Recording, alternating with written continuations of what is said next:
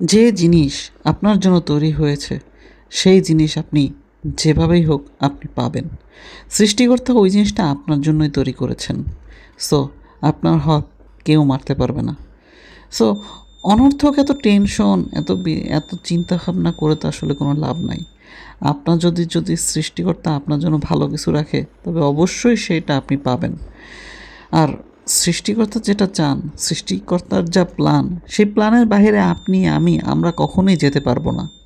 তাই সবসময় যে ধর্মেই পালন করেন না কেন, সৃষ্টিকর্তার উপর ভরসা রাখেন। সৃষ্টিকর্তা যেটা করবেন সেটা অবশ্যই আপনার ভালোর জন্যই করবেন। অনর্থক হাই উতাস করে তো কোনো লাভ নেই। অনর্থক হাই উতাস করে কেউ কি কোনো দিন সমাধান করতে পেরেছে? পারেনি।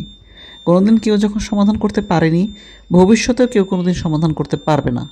তাই সময় থাকতে সৃষ্টিকর্তার উপর ভরসা রাখুন।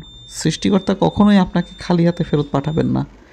উনি আপনার সকল কথাই শোনেন, আপনার সকল দোয়াই উনি শোনেন। উনিই ভালো জানেন কোনটা কখন কবুল করতে হবে, কোনটা কখন আপনাকে দিতে হবে, কোনটা কখন কি করতে হবে। সো প্রত্যেকেই আমরা কোনো না কোনো ধর্ম অন্তরে লালন করি।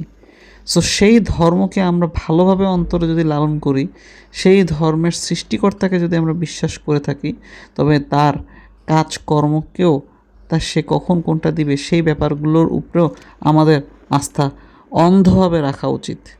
যখন আপনি আপনার সৃষ্টিকর্তার উপর পুরোপুরি আস্থা রাখবেন, তখন দেখবেন সৃষ্টিকর্তা যাই দেখ না আপনাকে, আপনার সেই জিনিসটা মধুর মতন মনে হবে।